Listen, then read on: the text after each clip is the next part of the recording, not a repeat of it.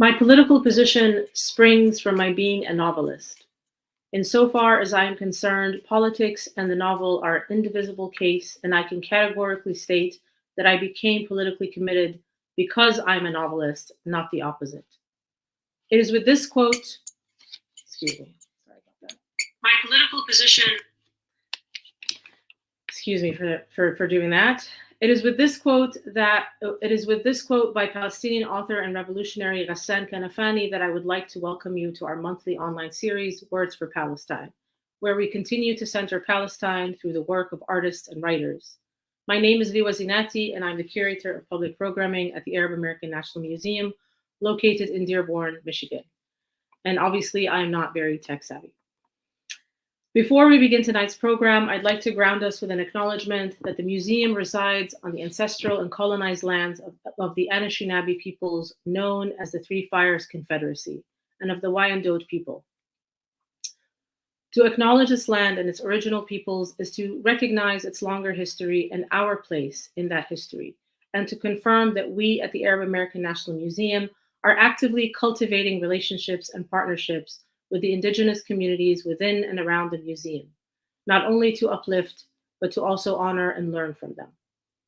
The Arab American National Museum resides within the region with the highest concentration of Arab Americans in the nation, and it is the first and only museum of its kind in the US devoted to recording the Arab American story in its full range, richness, and diversity.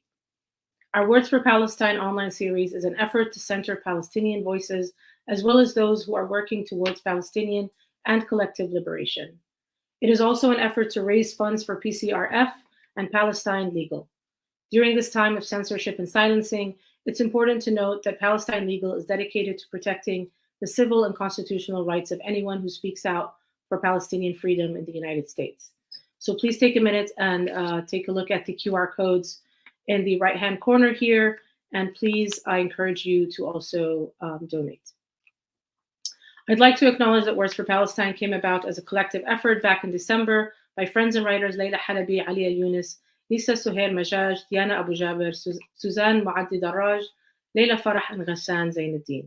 I'd like to also thank our partners, Mizna, Rawi, Palestine Rights, and Al Nadwa Free Thinking Society, as well as the writers from whom we'll hear tonight. I also want to thank our audience, and I want to invite you to drop your questions in the chat if you'd like to ask our readers anything about their work. Without further ado, I'd like to introduce our moderator for the evening, Samar Awad, who was a guest reader in our June iteration and shared her beautiful work with us at the time. Samar Awad is a multi-genre writer with roots in Knoxville, Tennessee, and Nablus, Palestine. She holds an MFA in creative writing and environment from Iowa State University. In 2023, she was awarded a De Groot Foundation Lando Grant in Immigration, Migration, and Refugee Writing for her essay collection In Progress about her work in refugee resettlement. Her poetry and creative nonfiction have appeared in Adi Magazine, J Journal, About Place Journal, Chapter 16, and the Rising Phoenix Review, with poems forthcoming in Fikra Magazine. Her plays, Walls, A Play for Palestine, were produced in 2016 at the New York International Fringe Festival. Thank you so much for moderating, and welcome again to Words for Palestine. Thank you all so much for having me back. I want to make sure that my other screen is muted as well. Okay, here we go.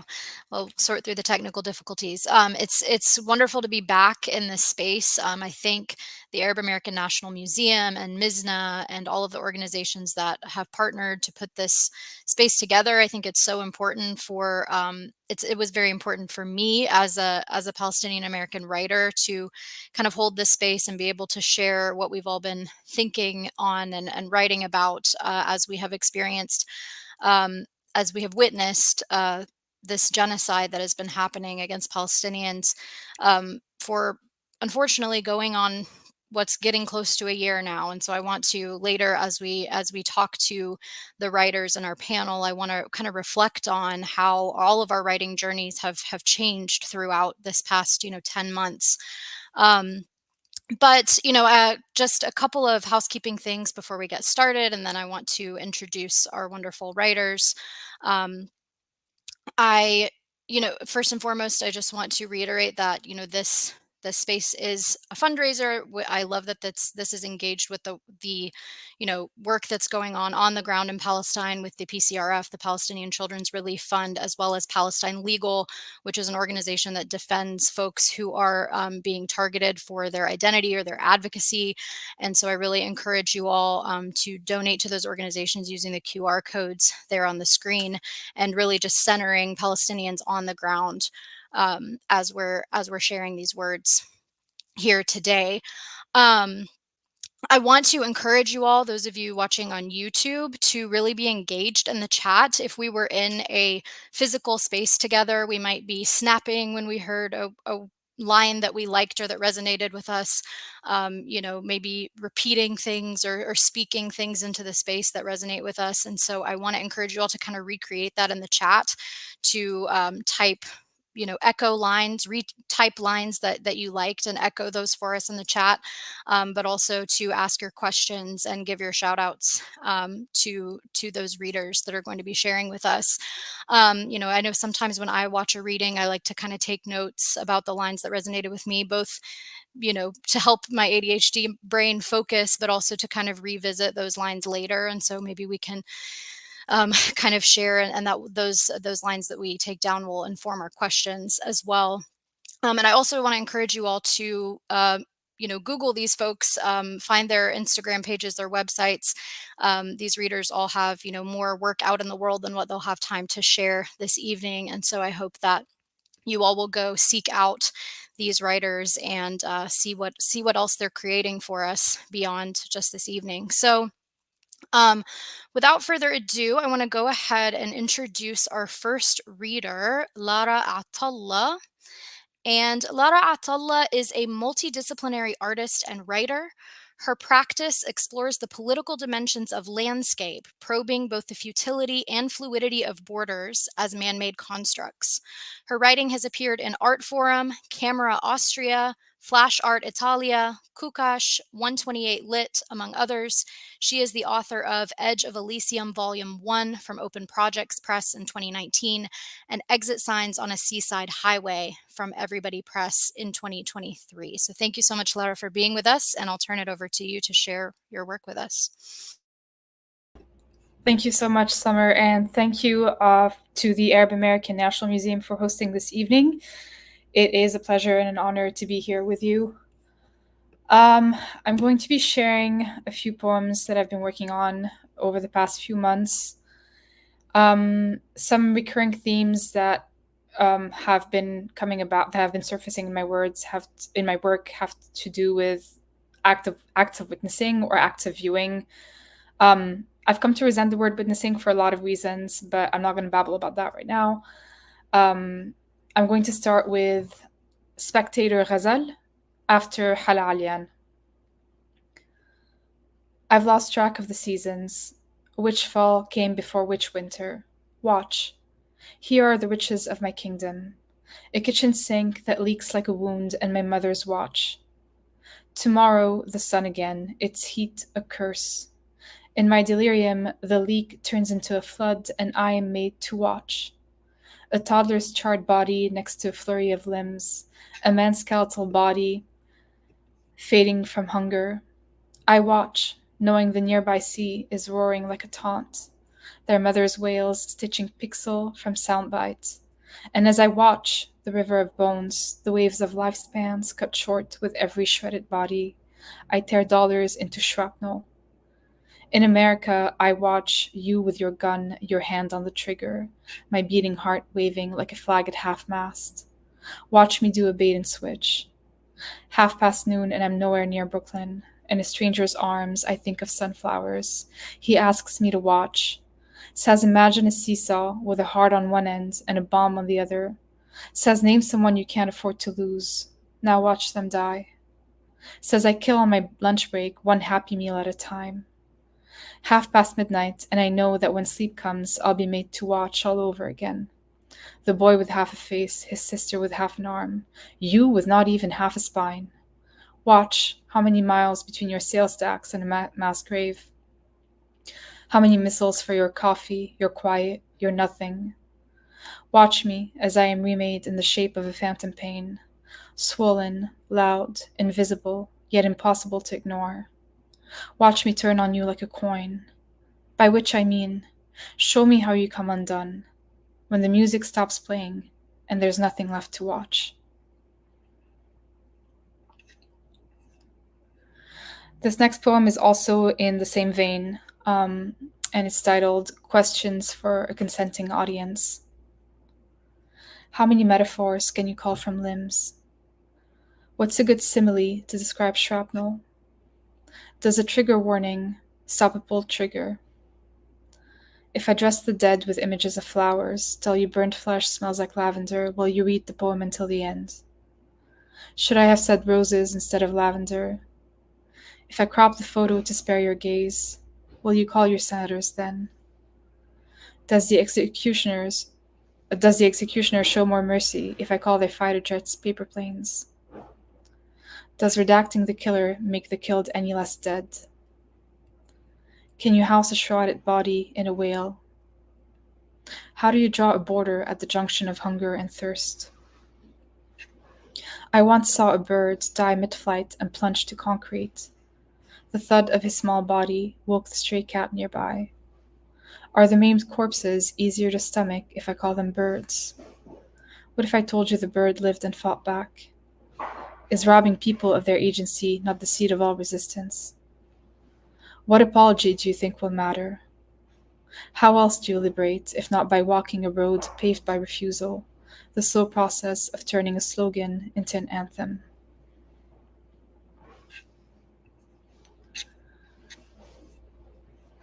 This next poem is titled, Have You Ever Seen a World Belong to Itself Less? Every day you mother a grief the size of a crater, the one from a love that kills you one lost year at a time, a land that spits you out all shards, thorn, burlap, and smoke, live-streamed hell and a shriek that rattles all your ghosts.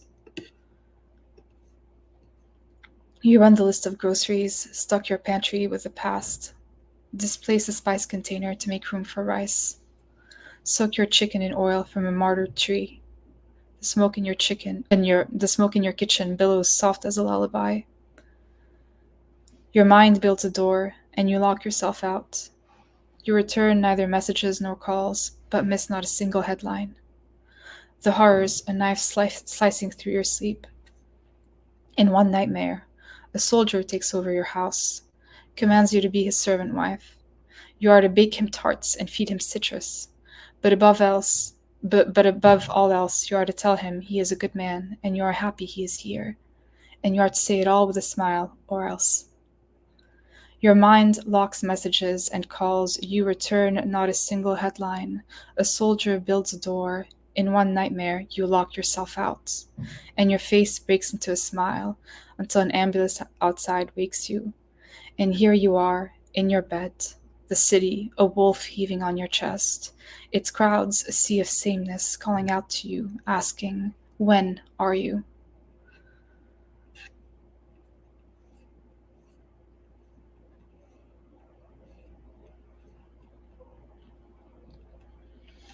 This next poem is called Archive. Whenever I think back on that summer, years ago, all I want is to be forgiven. To be told it wasn't me, just a spell of bad weather, stars rising in the wrong parts of the sky. A bad judgment call on a night empty as hollowed trunks, where the street lamps looked like fireflies and the gin smeared itself over the plethora of regrets I'd collect that year. Those ghosts never stopped haunting me, neither would that hallway rotting under the glare of fluorescent light, the sound of the machine slapping me with every beep. The air in that room kept swirling until it built a nest in my throat. To this day, I struggle with a stranger's kindness. I resent Brooklyn's every tangerine sunset, its sprawling avenues that know about every lie I'll never stop telling about that year.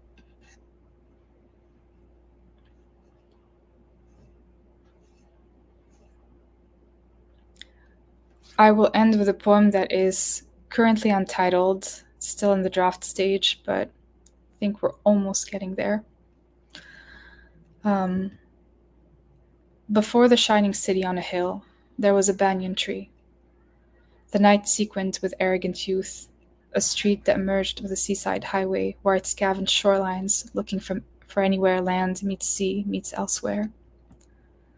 A decade and a continent later, an asynchronous chorus of voices pleads with Goliath, and I, a candle with a tall flame, have burned through the wax of second chances.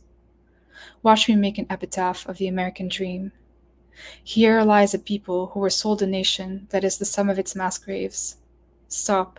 Go back to the beginning. A gas tank kept full. A suitcase by a door left ajar. A plane's shadow growing across the land. 1, 2, 3 sonic booms, grazing the shape-shifting veneer of time. O moon lighting the path of an unchecked army. O America footing the bill. What's a few $1 billion between friends? Oh, don't be so coy. Here's my liver with all its memories, my country, the dethorned rose, my mother, the mother of all heartbreak, my country, my mother, my heartbreak. Tonight, we are the loneliest trees in the forest, and we can remake this world in our image. Free, saccharine. Thank you. Thank you so much for those beautiful words. I wrote down a couple lines that I'm going to come back to in the discussion. So thank you. I appreciate it. I am going to move on now to our second reader, Jessica Abughattas. And Jessica Abughattas' debut book, Strip, won the Et El Adnan Poetry Prize and was published in October 2020. Her poems are forthcoming or have appeared in Poetry, The Kenyan Review, The Nation, The Yale Review, and elsewhere. Please welcome Jessica Abughattas. Thank you. Hello. Thanks for having me. Thank you, Laura, for those deeply, deeply moving poems. I'm beside myself. I'm going to share a few poems from my book, and then I'm going to switch gears and read some new work. This first poem is called Litany for My Father.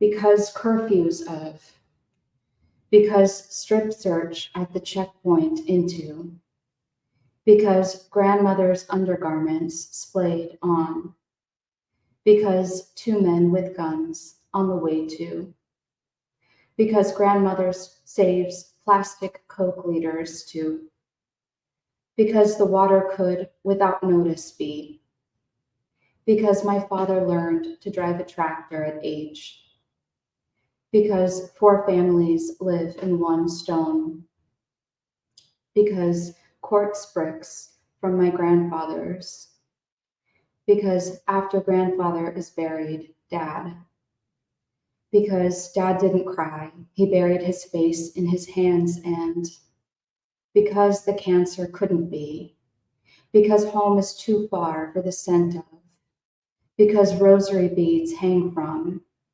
because my grandfather made a living carving crosses out of, because my hands ache to make something of, because my hands are raw from grasping my grandmother's, because I pried the lid off with because checking the oven 14 times because sorry, Dad, I'm sorry, because penance is for, and upturned shoes means you're stepping on God. Strip. To remove all contents or possessions from. To empty completely. A sequence of images telling a story. A main road in or leading out of a town. A long, narrow shape, especially of a woman. To tear the thread or teeth from. To dispossess, leave bare, remove all coverings. To press the eggs from, a splayed fish. To gut. To remove bark and branches from, an olive tree. To remove the midrib from its leaves. To milk a cow to the last drop. To barefoot the child always drawn from behind. To deprive someone of, to take away from, confiscate. To rob, ravage, ransack, raid, reeve, rifle.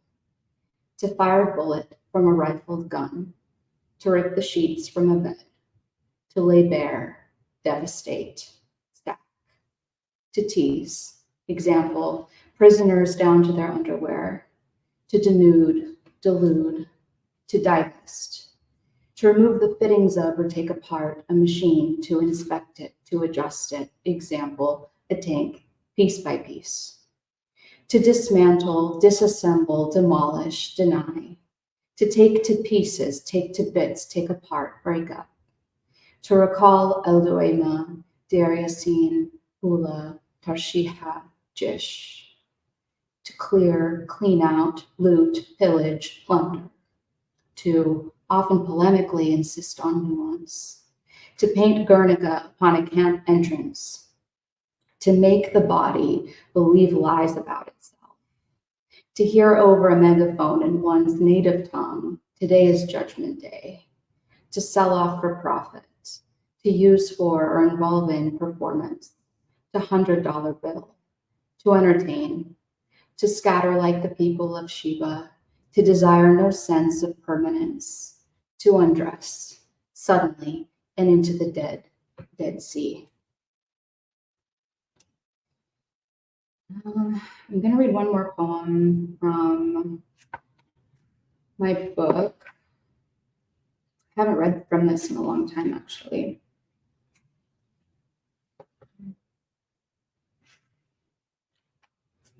The Wedding. They dressed her mother when the roads reopened. The women draped a black cloak over her shoulders until she was safe inside. The church lit up like a jack-o'-lantern. The boys rubbed their faces with onions, inhaled deep to clear the fumes from the gunfire. Souls turned over in their graves. Your parents married on All Hallows Eve while it rained, bullets over the minarets. No reception, but your grandfather, may he rest in peace, served a supper of lamb and rice with pine nuts. Inside his house, they ate and were full. Your parents were young. Your father loved your mother, and she was afraid.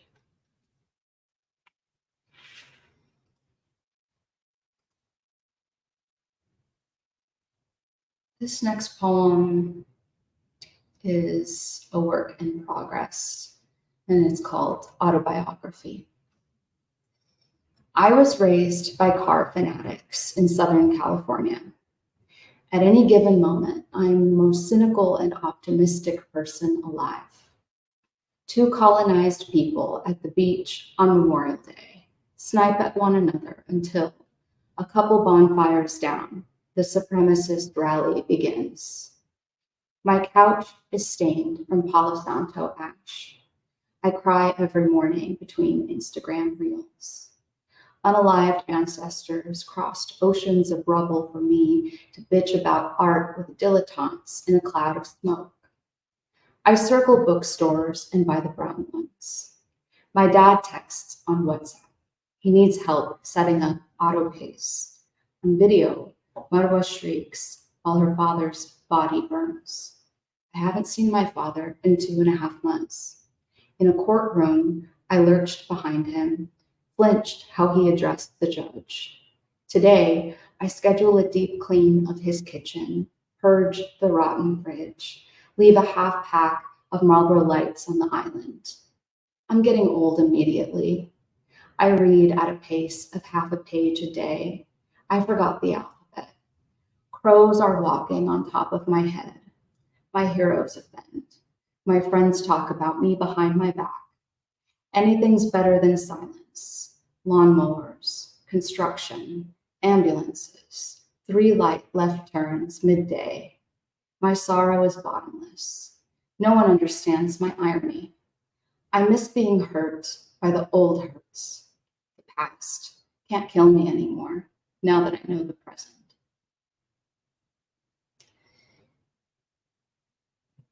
This is my last poem, and it is called Eureka.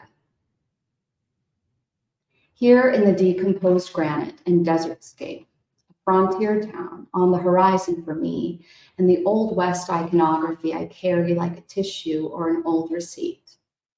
I'm damned by the land I love. I'm the one doing the damning. I'm no friend of oblivion anymore.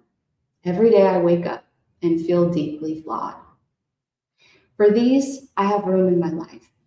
Stand-up comedian, a poet, a painter, a passionate kisser. Women sitting in cafes alone, disrupting equilibrium.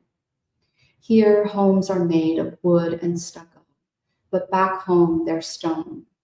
A big, dark, beautiful eye, an eye that looks like mine. I'm Palestinian, so I love to consolidate. The remaining sun. This objectivity avoids metaphor, can only be what it is. My prayer. May all living things be happy one day, but let them take their time. Let them be bad in the in-between and suffer no consequences for it. My prayer. My friend, I hope your lover isn't a sadist sitting in bars in public, telling strangers you're about to meet your soulmate. No, you're afraid of being free. When I go back to my unhappiness, I'm sure to cook it a meal. My sin. I care about myself without being kind to myself. They wanted me only to idle around idolatry like a girl in a mall. If it's out there, I'm going to find it, like hair wrapped in a drain.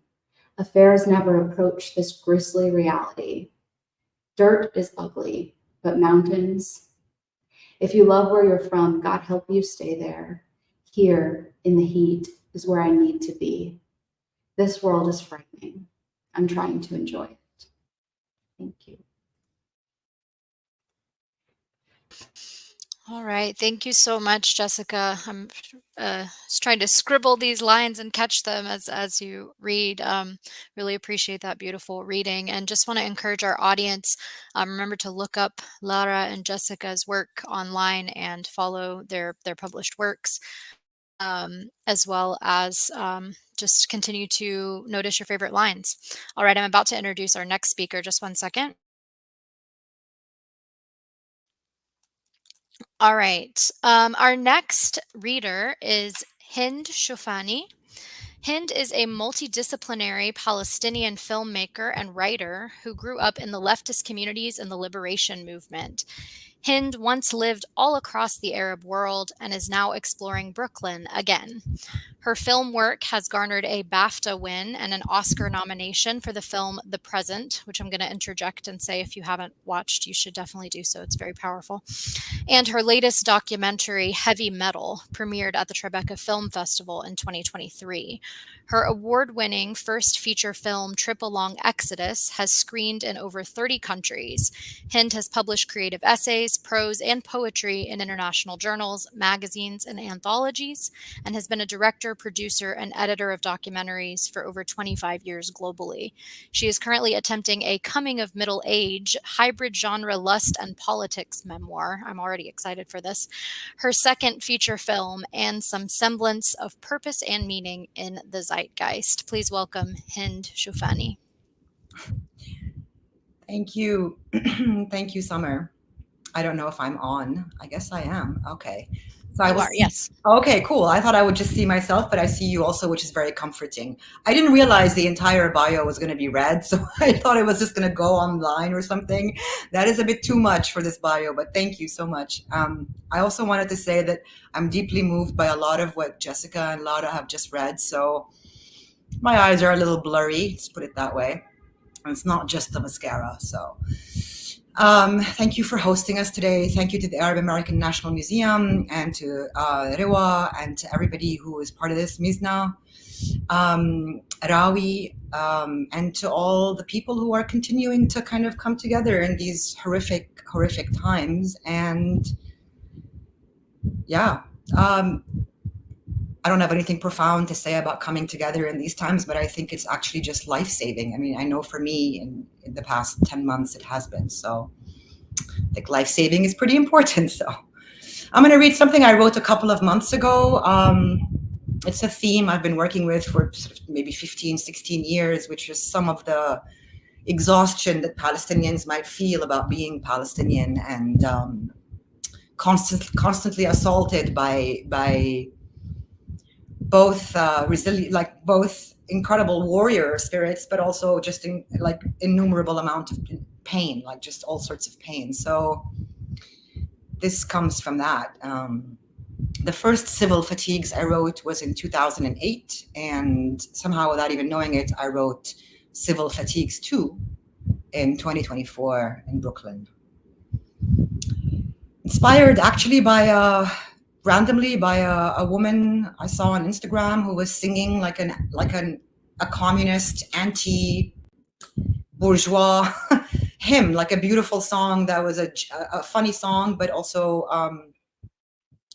very powerfully anti-oligarch, anti-government corruption, anti-wealth, anti-billionaires in a very cool Egyptian way, and I found it very moving. Civil Fatigues.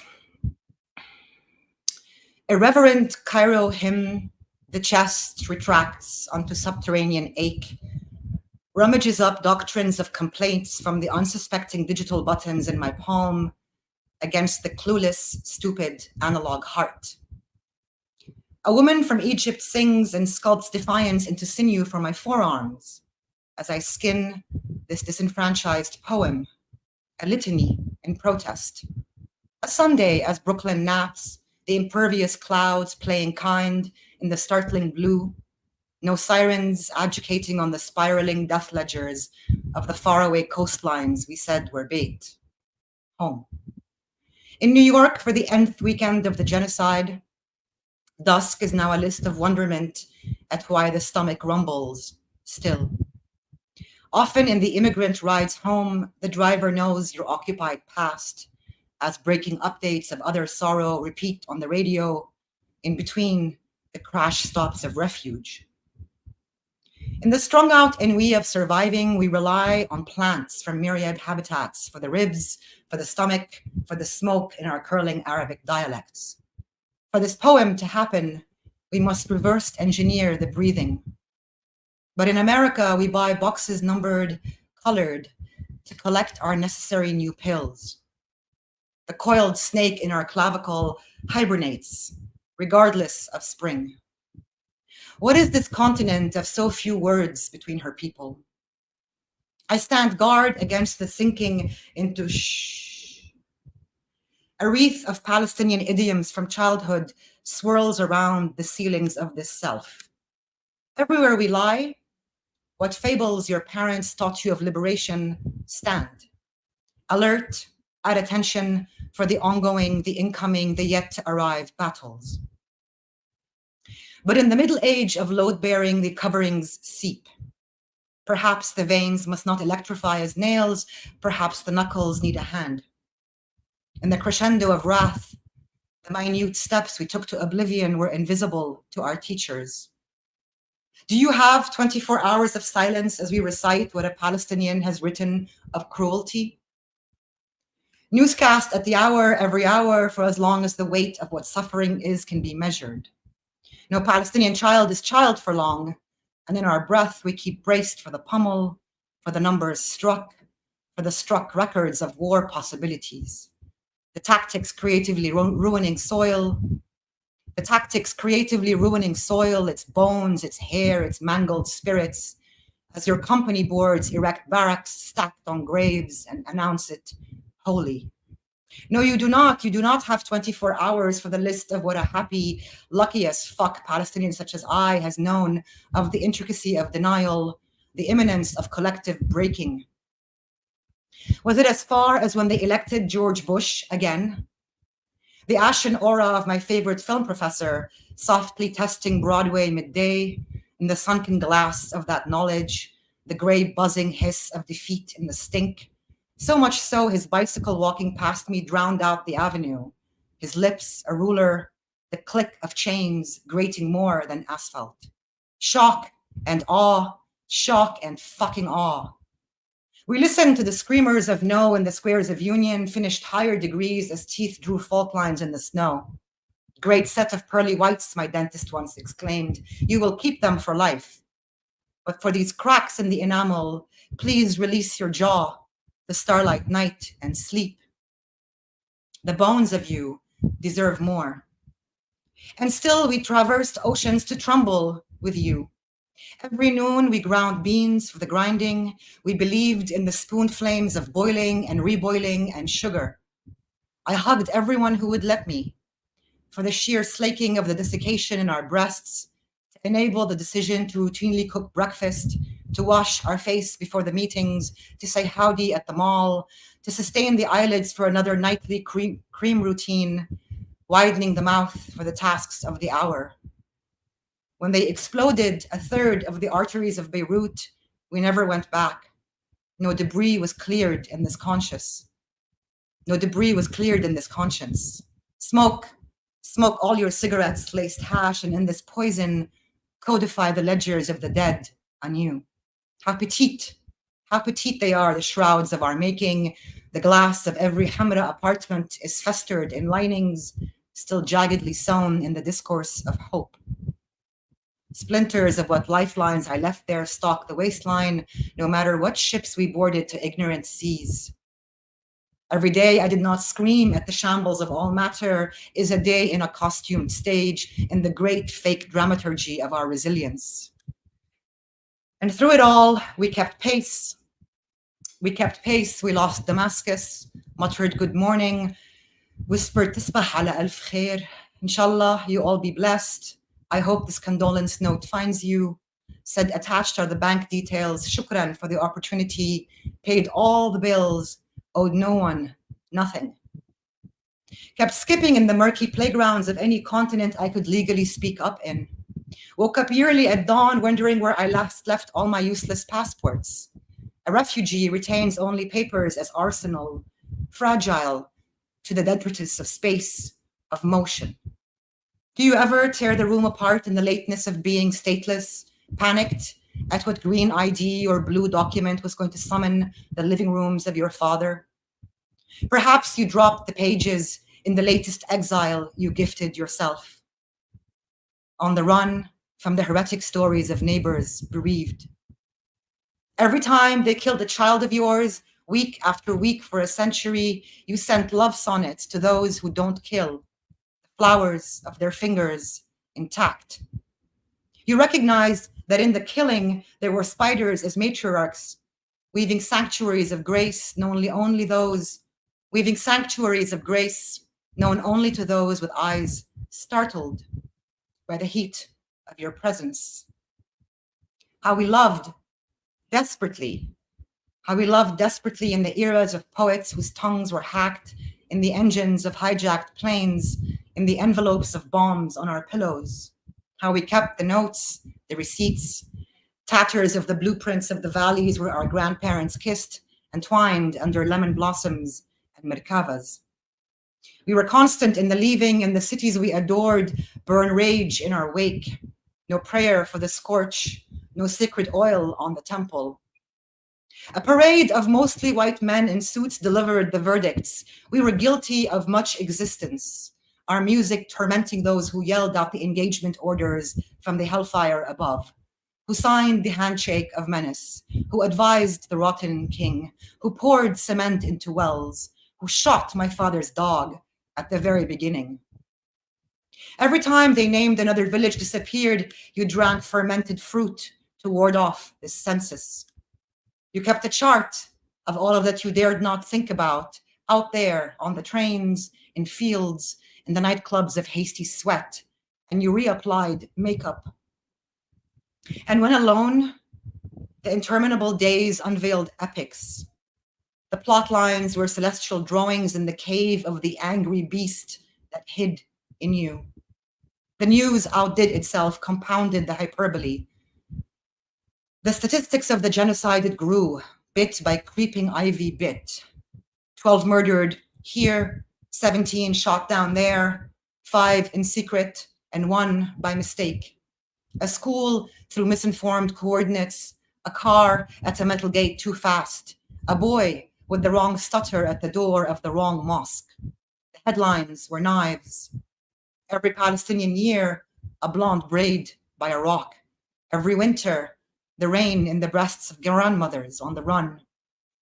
We who took to the books remembered in our loneliness. We knew the belly cramps unspoken, the coughing and the insomnia of drones. This annihilation by crumbs is an intimate marathon we train for. We walk along entrails bloodied in the grass and vow there are bedrooms of pleasure in our hips, carnivals of our youth on balconies you can't imagine. We bent to the pruning of flowers, caressed beards, slathered lavender, spoke the gibberish of God's children cooing and kissed each other harder.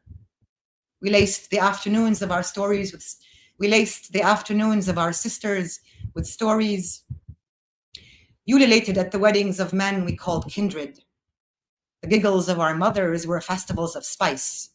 We learned what we could of our unknown grandfathers, held their portrait as steel in the storms. And every morning after, you got a job, and then another, and then another, and here you are. A lengthy paper testifies to your determination. You stayed up for the sunrise dances, you listened in the classes, you held moans in the dark of lust to retwirl the earth to its natural spin, and all throughout, you sketched plans with those who shared laughter in the aftershocks of phosphor. And in the hours that have not yielded, you flung wide windows to guests, took out the trash, washed blankets after the huddle. In the swamp, you found tunnels of myrrh. We replied to the questions, used the logic we were told appealed to your lawyers, your printing presses, your droning televisions, and we kept coming and did it with grace. Have you learned of our children's power? Perhaps what they don't understand in this rancid government of mine here is this. The more you torture an entire nation together, the more they are together.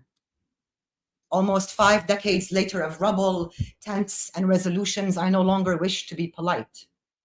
I doubt I ever really was, but here we are, in tatters. What does all this take to have always kept pace in the full gore of dispossession, to have always understood your place in the ranked dimensions of privilege of harbor, to have detested our resilience, even managing witness far from this terror, how we said enough of the insistence on acquiescing to the rigid demands of getting on with it, the inevitable day after. I will mourn over a century if I so desire. I question the purpose of sanity in the slaughterhouse. I want to call forth a total lack of discretion, an untamed reflex to the fate of our lovers, to tear at my garb, to unabashedly wail to the heavens, to bring down the sun on the shoulders of those in the rooms of loss sequestering us, to scream with no embarrassment until even the moon arises to our grief, to pull at the buttons popping, snatch rough the zippers, rip off entire hemlines, run naked in the order of things. Run naked in the order of things as politicians climb podiums of treachery, as priests preach of tolerance and donations, past the policemen picking their teeth, past the sleaze of lawmakers denying justice for peace, the tax accountants morphing numbers into munitions. Maybe my curls will shred on the way. I will just be skin, eyes leaking diesel. Maybe my tongue will fork and all the curses translating out, burning craters where they land. Maybe anyone touching me will turn to acid, seeping into the annihilation of weeds. I will not terminate this scream, stumbling in the alleys of mercy. To lay unmoving in the heaps of memory, to not budge in the expulsion of reason. To drop the armor it took to succeed at nothing, to no longer smile at cameras in the cacophony, to no longer smile at cameras in the cacophony of opinions about you. To empty the face entirely of flashbacks, to cradle only ash in your gut, to thud to the knees in the absence of bone, to collapse and to tumble, to say I have no spine left, will not bend. Allow then your injured self to be held, to be quelled in the holding, over and over nestled in the warm arms of this world, wretched, pining, and inconsolable.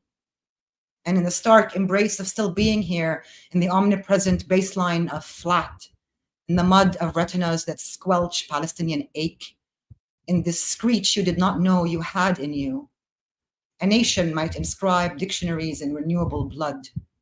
It remains in the embers for the wind to carry. Can you feel it lifted up, an explosive in the muted air? A fire, perhaps, a blaze. Yes, a flare. Thank you.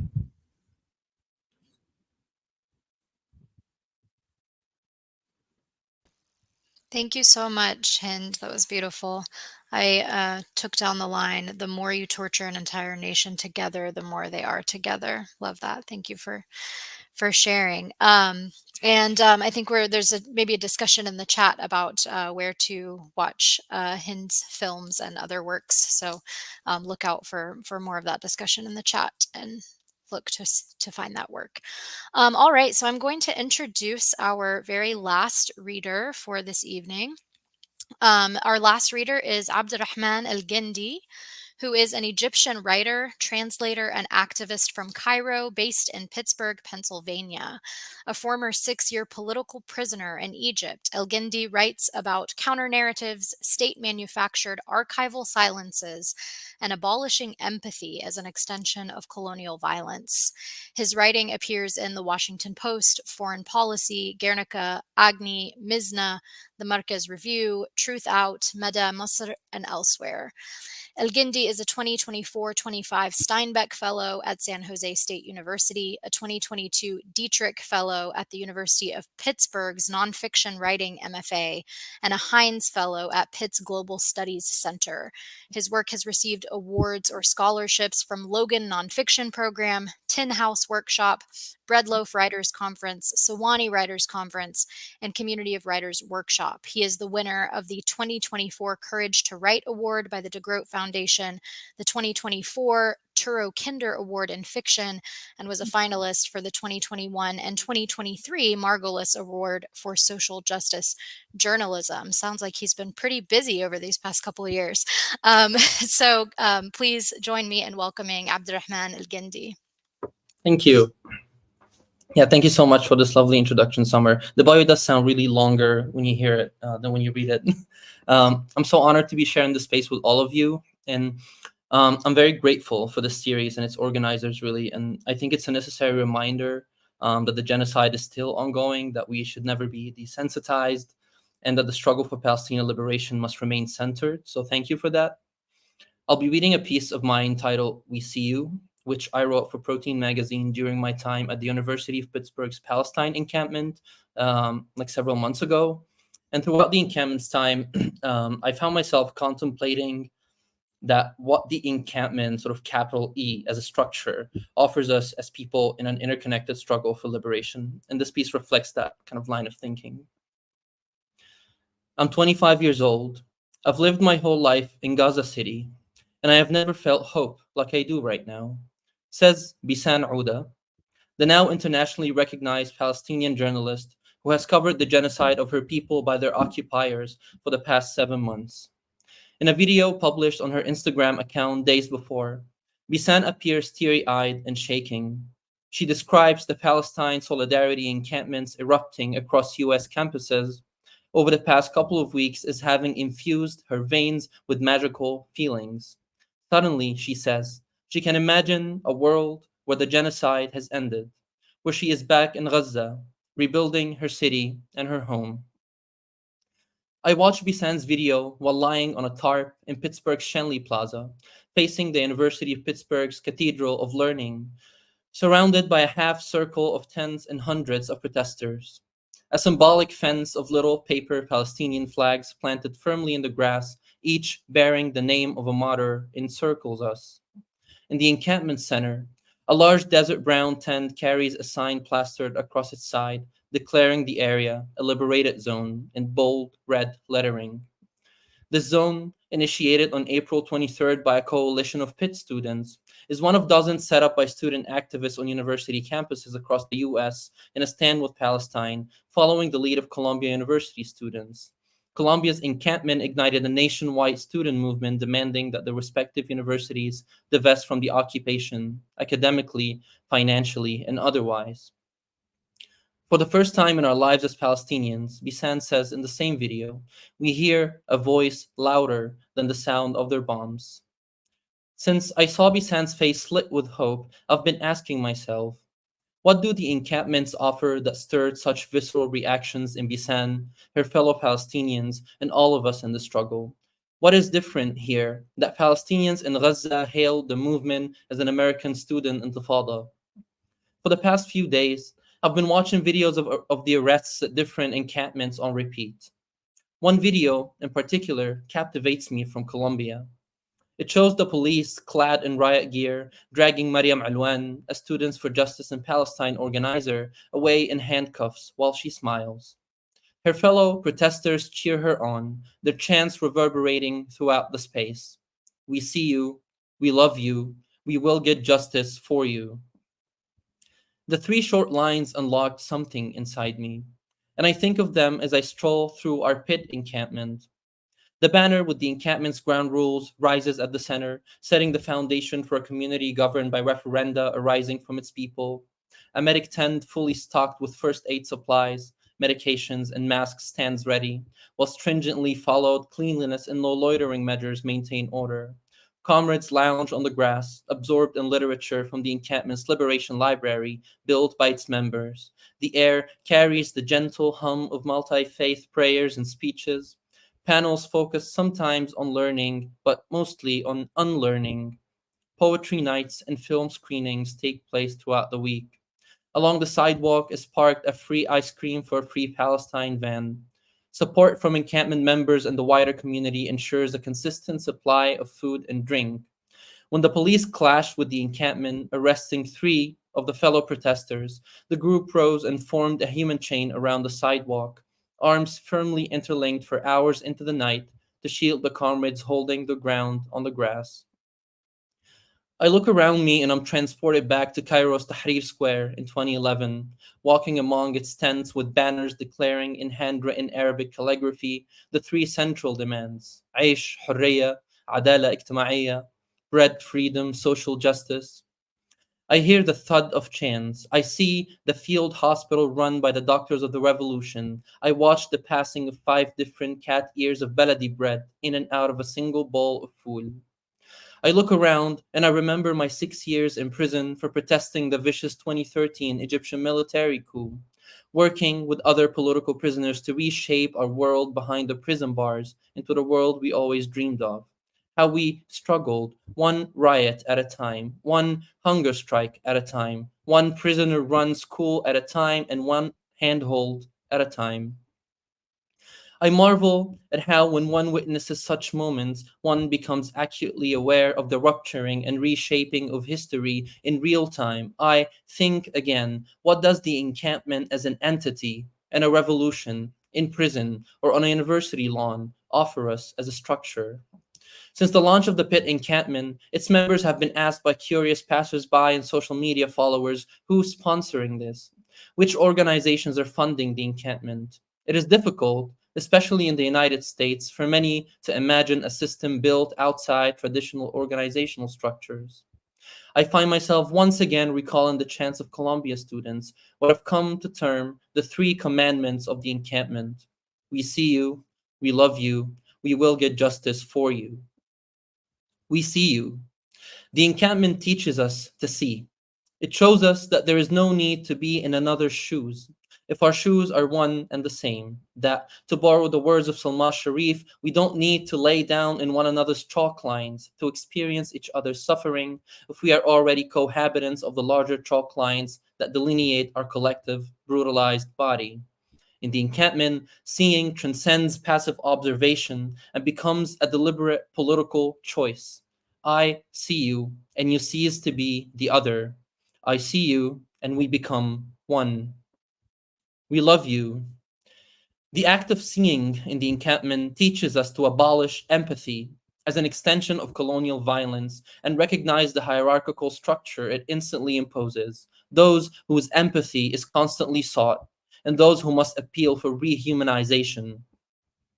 The path that starts with empathy leads to performative allyship and materializes in NGOs and charities, entities that serve to obstruct and contain radical change, managing dissent by integrating it into the state apparatus, accountable first and foremost to donors and institutional patrons. Empathy then, with its top-down method of looking, ultimately reinforces the same institutional structures against which the encampment rises in the first place. Instead, the encampment urges us to embrace not empathy, but radical love. To move from empathy to love is to abandon the temporary, safe experience of patting the backs of those who struggle from afar, an action mostly intended to appease one's own conscience, and to instead stand shoulder to shoulder with them, bearing the ramifications of the struggle and becoming inextricable from its participants. The path of radical love leads us towards accompliceship, complicity. It ignites revolution and culminates in emancipation from a white supremacist Western hegemonic world order. Standing against the stream of suspensions and assaults on campus protesters, faculty members are forming human chains to protect students and getting arrested in their stead. Colombia's WKCR, the student-run radio station, is toiling to counter the professional media's disinformation about the encampment. An Emory student is being hauled away by 4 police officers while singing the chorus of a Black church classic, "This joy that I have, the world can't give it to me. The world can't take it away." Student protesters are occupying and renaming a main Columbia campus building after Hind Rajab, a 6-year-old Gazan girl martyred after surviving an occupation-bombed vehicle that killed her entire family. A girl whose final words were, "I'm so scared. Please come. Come take me, please. Will you come?" Empathy does not do that. Love does. We will get justice for you. The trail that passes through the encampment does not end with peace, but justice, a conviction rooted in the deep awareness of the interconnectedness of its inhabitants' liberation. Peace often enters the conversation as a euphemism for the quiet death of the oppressed, a convenient acceptance of the inevitability of eradication. Justice rejects this premise and works to dismantle the structures and conditions that perpetuate the glorification of the so-called peace. While the encampment hopes the path to justice can be peaceful, it demonstrates time and again that the institutions which constitute the guts of the empire, those whose survival hinges on our collective subjugation, are the ones that incite and enact violence. We have all watched what happened to comrades at Columbia, NYU, Emory, USC, UCLA, and others: batons, chemical irritants, tasers, mounted police, mobs, rifles, and snipers on rooftops. The path to liberation from these imperial structures is marred by violence only because the perpetrators of oppression enforce the violent conditions that render liberation impossible otherwise. But despite the temptation of the momentary rest peace provides, the encampment teaches us justice is the only end goal worth seeking. The existential panic with which the state and its institutions react to the encampment and its inhabitants thus becomes entirely understandable. The encampment embodies something antithetical to the institutionally enshrined profit motives, to structural investment in disparities, to the criminalization of poverty. into widespread militarization. It replaces a model of top-down organizational sponsorship with a horizontal, grassroots, mutual aid-based structure grounded in care. In the warmth of a shared blanket, whether on a cold sidewalk at night in Egypt's 2011 Tahrir Square, or in a Tura prison cell, or on a University of Pittsburgh lawn.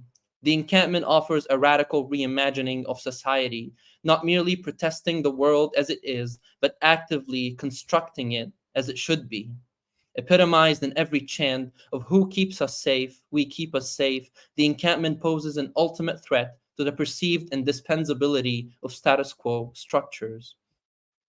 A few days back, Untold Palestine, an independent platform for digital storytelling about Palestinians, posted a video from Gaza in which Palestinian children, men, and women addressed the student protesters, standing among the tents to which the occupation's genocidal campaign has displaced them, amidst the rubble of their homes and the fragments of dreams and futures, amid the sand kissing the soles of their feet.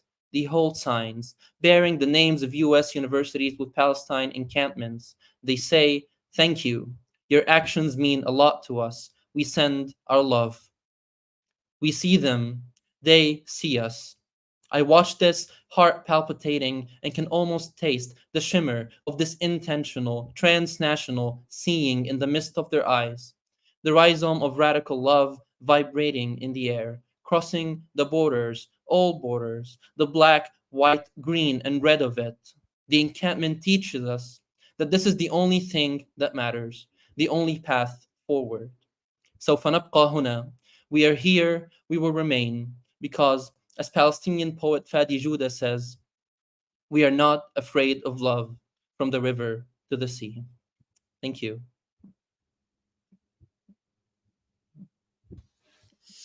Thank you so much. That was beautiful. I'm struck by the spanning of genre and topic and everything that we've heard tonight, just and how important and interconnected all of these different topics and genres are. And so I'm so grateful for all of the readings that we've heard tonight. Thank you so much.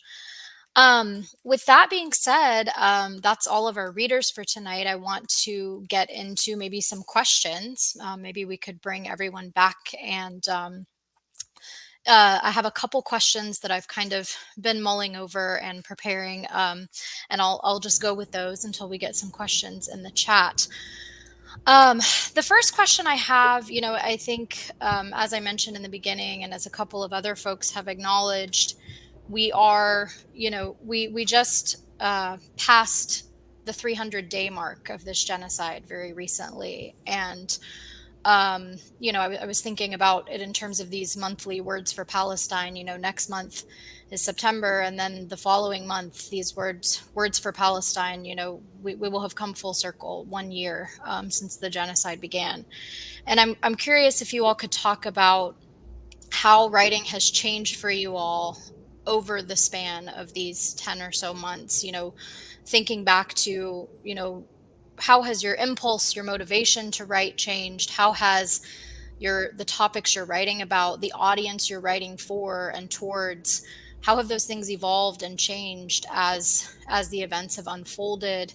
And I also, I heard several of you talking about, you mentioned witness in different ways. Lara, you said you have kind of beef with the word witness. I wonder if maybe you want to revisit that here. But, also thinking about the span of time, but also thinking about place and what it's like, to witness this happening from the very place that is enabling it happening. I heard themes of, we have our comforts here in the U.S. because of what is happening. And I think it was in Lara's piece, there was a line that said, from America I watch, or in America I watch. Am I getting that right? Or maybe it may have been Jessica. Was it Jessica? It's possible. I'm not sure. We all mentioned America. Right, for sure. But I was thinking we could have like a whole anthology like based around that question of like what it's like to watch, from America. So thinking about time, beginning of the genocide until now, but also thinking about place and what it's like to watch from this position that that we're in. So if anybody wants to just pick that up.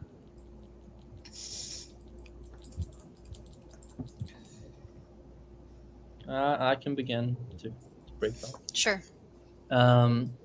Yeah, I guess like your first question about how what's been happening affected my relationship to writing and my work. I mean, I touched on it on the piece that I read, but I have been writing consistently about this idea of abolishing empathy. I've been like really obsessed by it, and as like many people who know me know that I'm writing a memoir about my experience as a political prisoner in Egypt, and that could easily be consumed a certain way in this country, or people really want to consume it a certain way in this country. And I think what's been happening has just made me really acutely aware of the ways in which I'm writing right now about my experience, but also about everything that's going on, because of this idea of that I write about in a piece with Mizna called "On Execution." That I talk about Salma Sharif poem. It's called that talks about the idea of execution as performance and execution as death. And I kind of wonder about this. What does it mean to be caught in this duality of execution as executing for the executioner and being executed by them, and constantly having to appeal for our humanity? You know, many people have spoken about that. So how it just reinformed my writing. So even when I'm not writing about Palestine, I'm way more aware of how I'm being consumed and by who I'm trying to sort of discomfort with my writing. The ways in which I can, I used to use the metaphor of how we eat like our Arab food. We had habbahan or hail that we call it, the cardamom, and how we kind of know how we eat around that, right? And how we infuse it in it kind of enhances the taste of the food, but if you bite into it, it tastes really shitty. And how like people who want to consume us don't know how to eat that. You know what I mean? So I'm I'm thinking of the analogy of how do I infuse my writings with such things, cardamom, and how it would make people who want to consume me bite into this thing and be discomforted by my writing. But for my people, it would be appreciated more and elevating the reading experience for them, regardless of the topic. So yeah, this is just me, I guess, about how my relationship to writing has changed.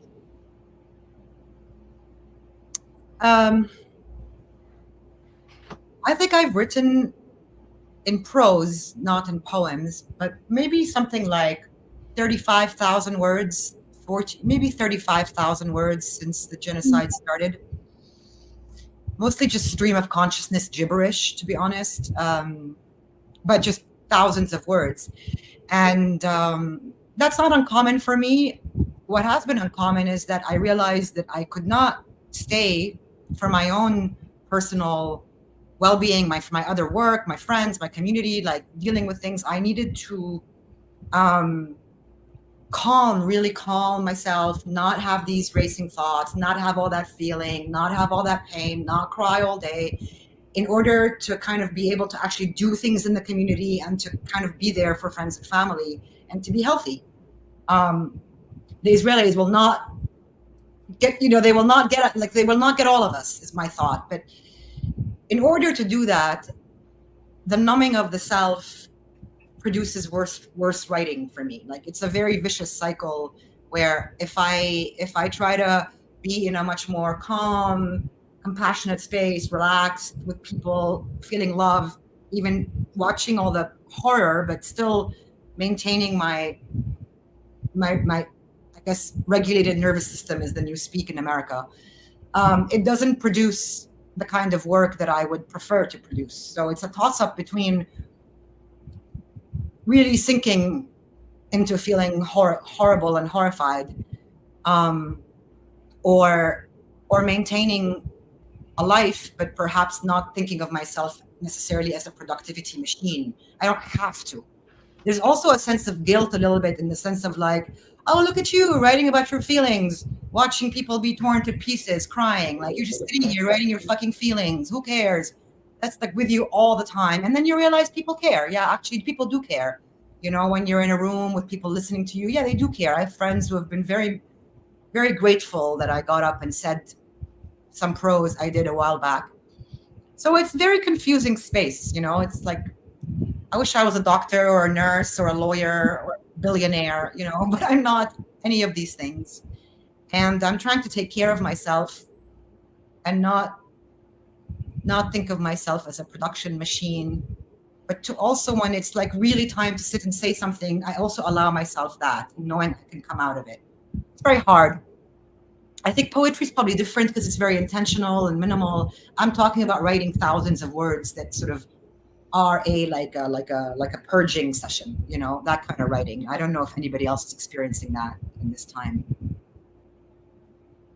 I relate a lot to what you've said, Hind. I found writing to be very challenging, and it fills me with many different confusing feelings: guilt, sorrow. I haven't really had a consistent writing practice, and I found it really hard to engage, especially with poetry, because I think for me, poetry is something that I have accessed through different emotions, usually through pleasure and not so frequently. When I do approach poetry through these other emotions, it's normally like not part of my writing practice. It's like the poem just happens, and I almost have no recollection of having even written it. So poetry has been hard for me to access, except for those few poems that have come, and I really appreciate, and I'm interested to hear more about some of what has been shared, questioning empathy and questioning different approaches of writing and writing ethically. And I've been writing prose, and I found that to be easier to maintain a consistent practice in.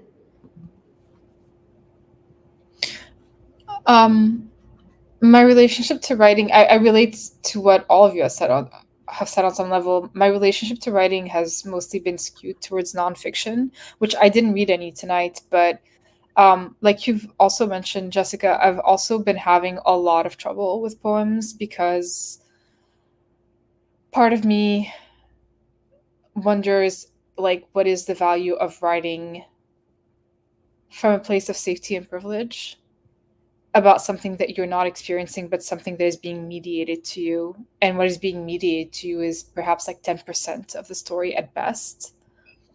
I've found that channeling thoughts through nonfiction essays has felt a little bit more conducive because there's always an element of metaphor that gets strewn in there, but you're also like tying together different ideas based on a certain sequence of events, and it feels a little bit more real or a little bit more tangible than poetry. I feel like I'm starting to come out of that a little bit, but even still, I feel like there's it's always like a line that you have to toe, where you have to bear the responsibility of what you're writing, and on some level you want to make sure that you're not making it, all about like navel gazing about your emotions and whatnot, but also write in a way that jolts something in the audience is what I've found to be the most efficient trick, or like what I've seen happen in my own writing when it comes to poetry specifically. I think I've arrived at a point where anytime I work on a poem, my objective is to make the audience as uncomfortable as physically possible, because we should all be incredibly uncomfortable at all times. Yeah, those are just like my on the spot thoughts.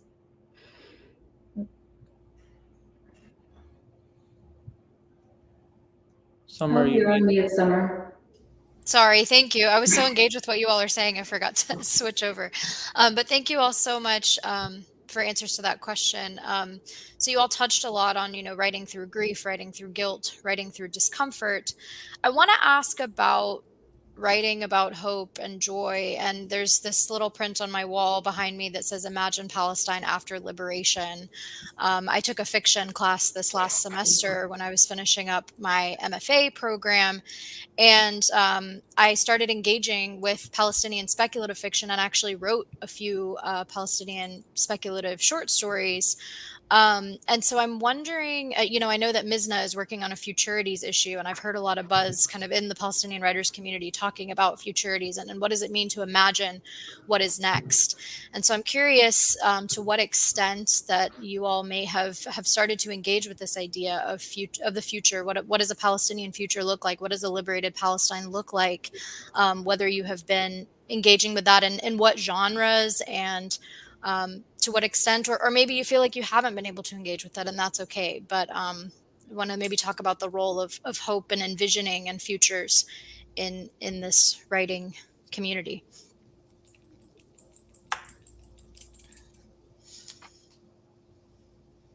I grew up in the Arab world for 40 years between Beirut and Damascus and Amman, and I've never really imagined what Palestine might be like liberated. I don't know if other people in those cities I grew up in do. I'm not sure. Maybe that's a new concept, and great. I'm like very happy that concept has now entered the sort of general melee of both sci-fi and prose and poetry, and it's in conversations and events. Maybe we feel like it's happening.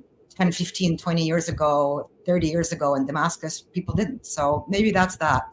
But I've never personally ever written about what it could be, or joy or hope or any of it. But in terms of joy and hope, what I have been trying to write about is this insane feeling, this feeling that I can't find words for it, but it's my favorite feeling in the world. And I've had it since I was a child. It's like when I watch people rising up for a cause that is such a just, kind of noble, honorable cause. When people are out there on the streets, people who are Chinese and Japanese and South African and Indian, and they're there and they love us.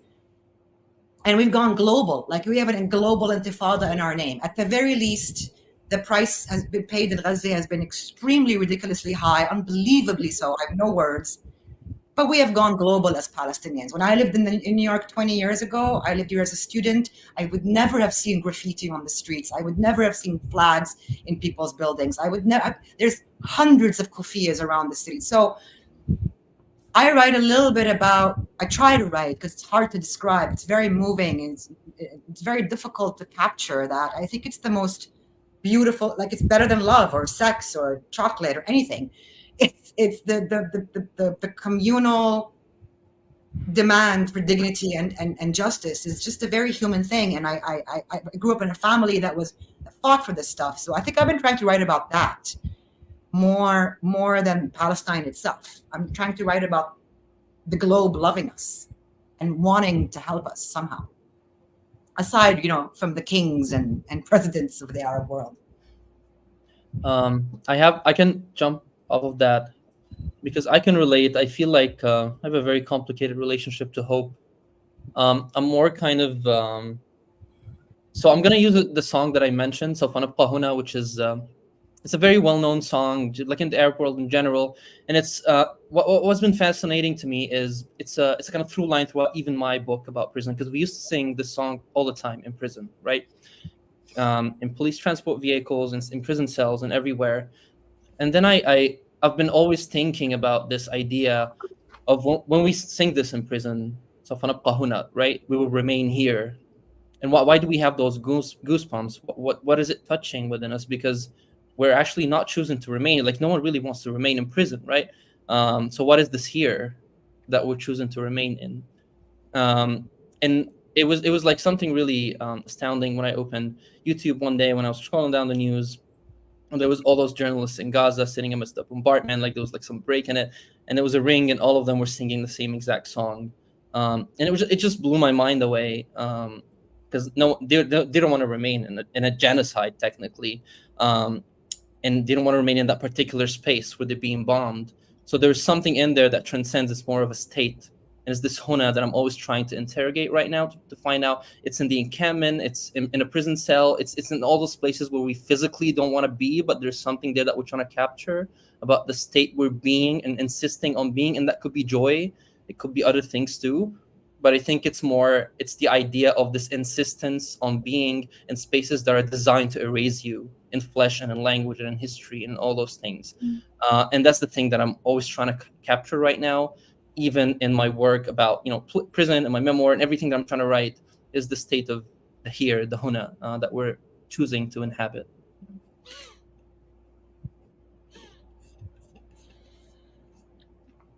I think in my case, funny enough, I started thinking about that almost a year before the genocide, or like not a year, but like at the start of 2023.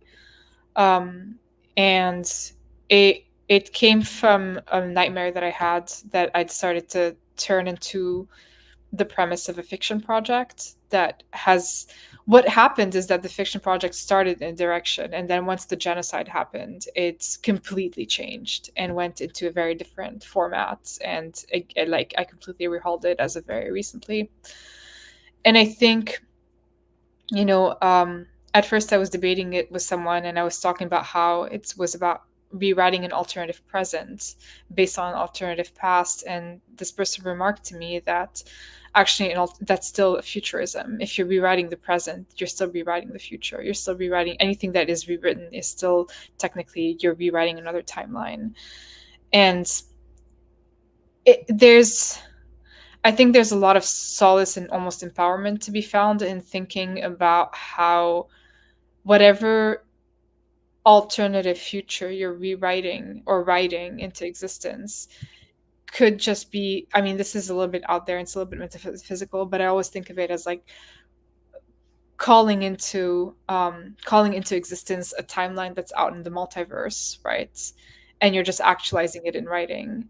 Like if you think of the universe as consisting of multiple dimensions and multiple lifetimes, where like different sequences of events and different butterfly effects led to different realities, I feel like writing can be a tool where you can call into existence some of these timelines.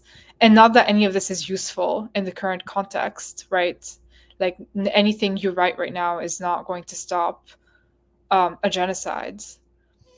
But I do think that the exercise of imagination, even with the knowledge that art isn't going to save anything or anyone, is an important exercise, because Palestine will be free. Like we know how this is going to end eventually. We know what the end game is, right?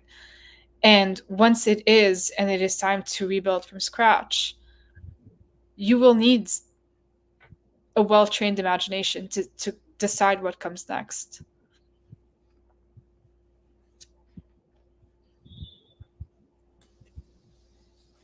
Thank you. Beautifully said.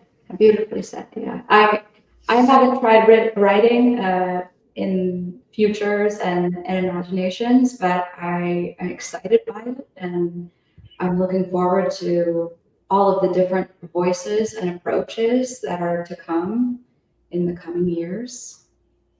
And I think joy is absolutely necessary. Great. Well, I think that is. Yeah, I like hearing everyone else's responses more. No, I think that's a great place for us to end. Being excited for what's to come for this very vibrant writing community, both in Palestine and in the diaspora. And I think, as a lot of you have mentioned, these spaces where we come together and engage about these ideas. This is always a place that inspires me to go write more.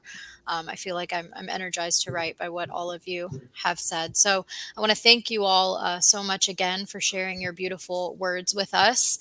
And I want to reiterate to our listeners, our viewers, thank you so much for being with us and just recentering that this project is about raising money for the Palestinian Children's Relief Fund, as well as the Palestine Legal Fund. And you can find those QR codes up in the top corner of your screen. Please donate if you have not yet done so. Hopefully you heard something tonight. Those links are in the chat as well.